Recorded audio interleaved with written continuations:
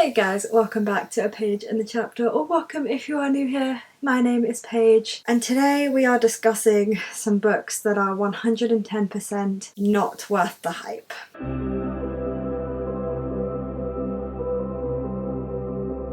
So last week I posted a video about books that were worth the hype, and I figured it just makes sense to follow that up with books that aren't quite worth the hype that they get. This is obviously very subjective. The whole purpose of books is that some people like them and some people hate them, but there are some books that get so much hype that I struggle to understand why. And there's a couple books on this list that I've only seen negative reviews for, and yet they're still super hyped, and I'm confused about the whole hype system and how it works. So I just thought that I would put together this list, because really, if you're watching my channel, then it's probably because you like the same kind of books that I like. And so thus, as a warning to you, maybe stay away from these ones, because these may not be for us. So if you guys are like seeing these types of recommendation review type videos and you want to see more, then do please feel free to hit that big red subscribe button down below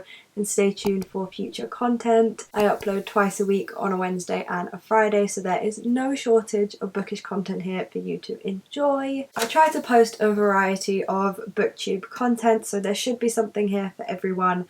So do feel free to check out some of the playlists that I have curated for you guys, and just any video that really takes your fancy. It would be really appreciated if you guys could check them out. And so, without further ado, let's discuss the books that I really don't think deserve the hype that they get. I might make a lot of enemies with this video. We have been joined by a Marvin. He's being a bit clingy today. So the first book I would like to talk about is one you won't be surprised to hear me say, because we know that I don't like it. The Song of Achilles by Madeline Miller. I don't like this book anyway, but even if I did, I don't think it would be worth the hype that it gets. I just find it to be a little bit too bogged down with war and those type of elements, and the romance itself is just not really it for me. I found this book really boring. I think Circe is a better book than this. I mean, Circe isn't one of like my favourite books of all time either, but I do think that it is a lot better than The Song of Achilles. And I've recently seen like a lot of people also say that they didn't like A Song of Achilles, or that they were kind of caught up in the hype of this book and that they also think Circe is better now with hindsight. I do want to reread Circe because I actually think that I would really enjoy it, but I have no interest in rereading this book. I still don't think that it would be for me. And whilst I accept the fact that the book is written okay and Madeline Miller is a very popular author, and like fair enough if you really like her writing, if you really enjoyed Circe, then I don't see why you wouldn't check this book out. But to be honest, I would say avoid it.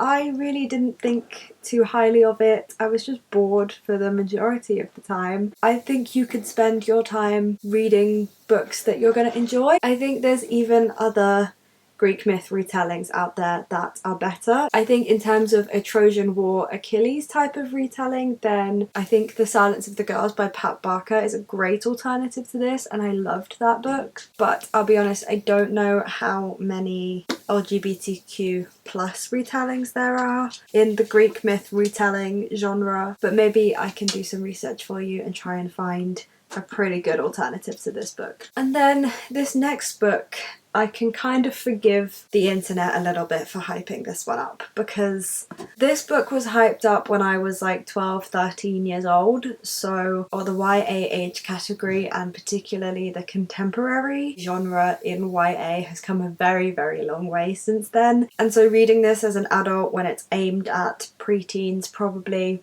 is not entirely fair to this book, so I can kind of forgive the internet for mis-selling me on this one. But I still, regardless of that, don't think that you should read this book, because whilst it's very big and like a classic contemporary read and the movies are massive, I still just think that you should avoid it at all costs.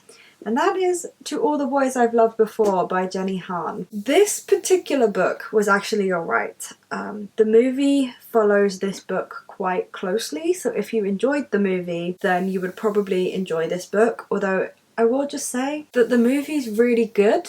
The movie is actually like slightly more enjoyable to read than this book, and they have the exact same events happen in them. So you could maybe just watch the movie instead of reading this book. There's no real need for you to read it. But as you get further into this trilogy, it just gets worse and worse and worse. Lara Jean and Peter's relationship just becomes more and more ludicrous and toxic, and you just lose faith in their relationship, and it just becomes very stupid to read about, and it's just not a good book beyond this first one. This first one is average. The rest of them just should never have been published. They are truly awful. And really, if you're ever considering reading this book, just watch the movie. It's so much better.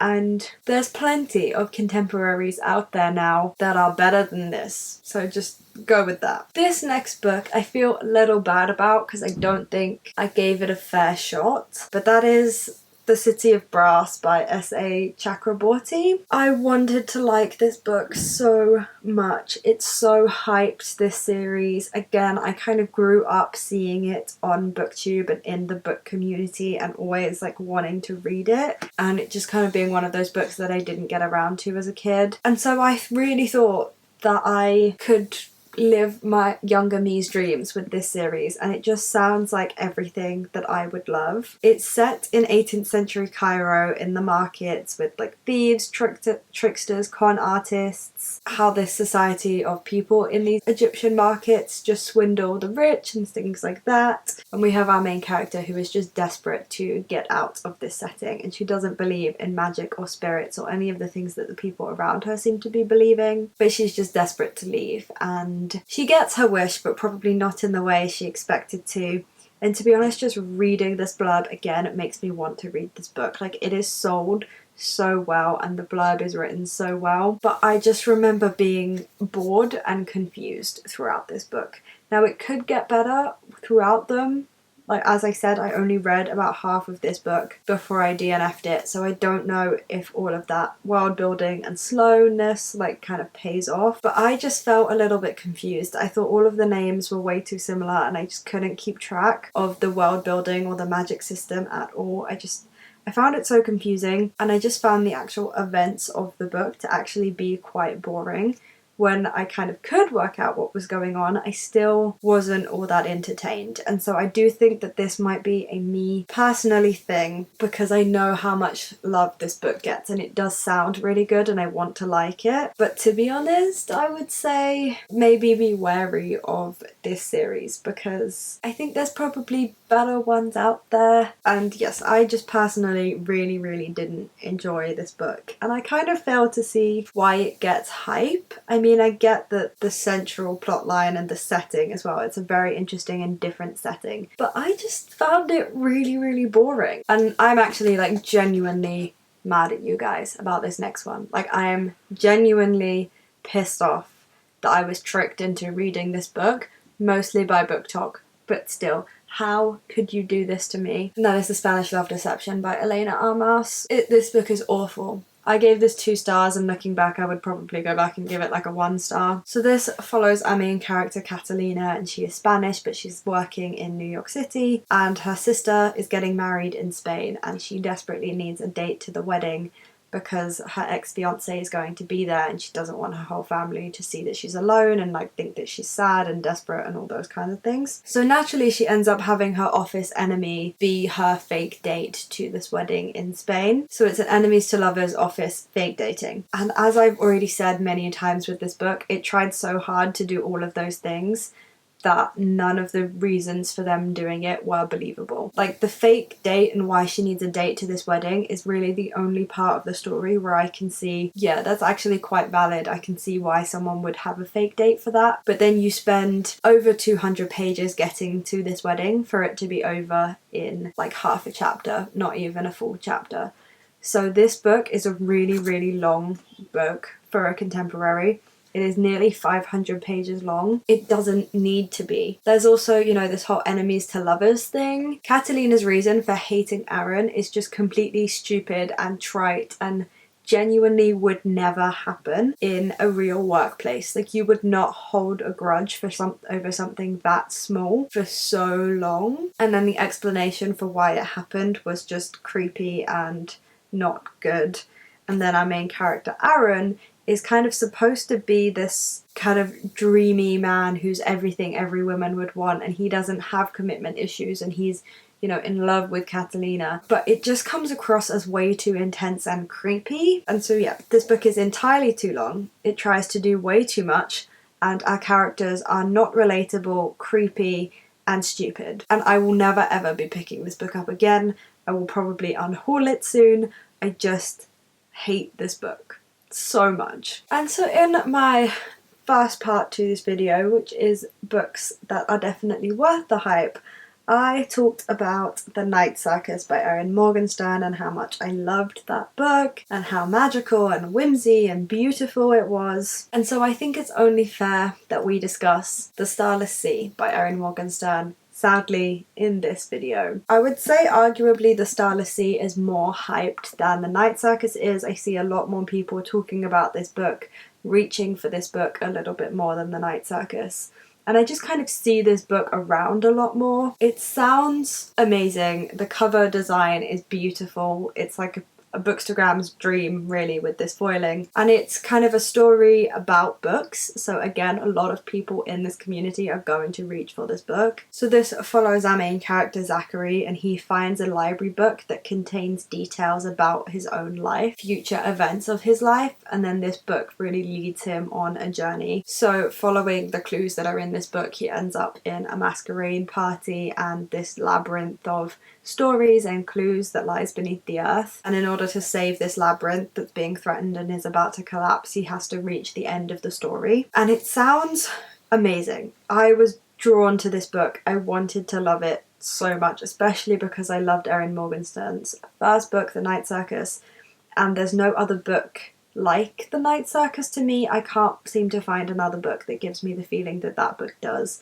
And I was really hoping that this would be it. But this book is just really convoluted and doesn't really have a plot line. Like, as you can kind of tell from just the blurb that I described to you there, it's about a book that contains details of this man's life, which leads him to a variety of different settings, and he then has to save one of the settings by reaching the end. I feel like there could be a very clear plot line, but it feels a little bit like a series of short stories in these different settings, and that none of them really link together. And I just remember being entirely confused the entire way throughout this book, but not in a good way, like to a point where I genuinely couldn't enjoy it or really work out what was going on. And what I loved about The Night Circus was it was all of these different threads and plot lines that all came together in the end and were really satisfying. But this, to me, failed to do that. I just really didn't like this book, and I have seen plenty of bad reviews for this book, so this is one of the ones where it's so hyped, but I seem to see a lot more bad reviews than good for it. And it just makes me a little bit sad, because a lot of people will reach for this one as their first Erin Morgenstern and then swear off The Night Circus. But I promise you, The Night Circus is so much better. If you didn't like this book, still please go and try out The Night Circus. And if you did like this book, then still go and try out The Night Circus and see what Erin Morgenstern's writing can be. And then I'm genuinely hurt to have to talk about this book, and I'm so sorry for the amount of you that are about to unsubscribe when you see the book that I'm about to talk about, and that is House of Sky and Breath, Crescent City Book 2 by Miss Sarah J. Maas. Now, to give you a little backstory, I'm not a huge fan of Sarah J. Maas to begin with, but I read Crescent City Book 1 and I was absolutely obsessed with it. It gave me a feeling that I hadn't had reading since I was a preteen, reading Cassandra Clare Shadowhunter's World for the first time. Like, I just couldn't put it down, was absolutely like squealing with delight at the romance, like just genuinely excited to see our characters get together and like happy and just fangirly over a book. I feel like I haven't been fangirly over a book in such a long time, and Crescent City Book 1 gave that to me. So it was one of my favourite books of the year. It was in my top 3 for the whole year, and I was so excited about this book, and I was really let down by it. I feel like the romance is really missing a lot in this book. There is an element to it that could be exciting and did kind of keep me engaged, but there wasn't enough of that, like not enough was done with it. And I think it's because these books are so long, like it's such a beefy book that maybe I just didn't get to it yet by the point in which I DNF'd. Or maybe it's because there's going to be at least one more, but I'm assuming at least 2 more books in the series that are all probably going to be this length or longer. So she's kind of got to draw out a lot. And I just personally didn't enjoy it. I, again, was bored throughout a lot of it. I was losing track of characters and who things were. Maybe I needed to reread Crescent City Book 1 before going into this book. Maybe that would have helped me be less confused. But no matter how hard I tried, I just couldn't seem to get into it, and I didn't get that feeling that I got the first time around. It's just entirely too long, and a lot of people complained that the first one is bogged down with details and world building and it's just not needed. But I didn't feel that that first one was, because I think the romance really kept me excited throughout the world building-y bits, but it's just missing something for me. There is too many characters and none of them have strong enough voices. I was just bored. I also found the smut to be boring and disappointing, and whilst I'm sad that I haven't got to the ending because I've heard the ending is amazing and maybe it would have saved my review, I just couldn't get there. No matter how hard I tried, I couldn't get there, and this book put me in a massive reading slump that I'm only just pulling myself out of months later. I would say that this probably isn't worth the hype that it gets.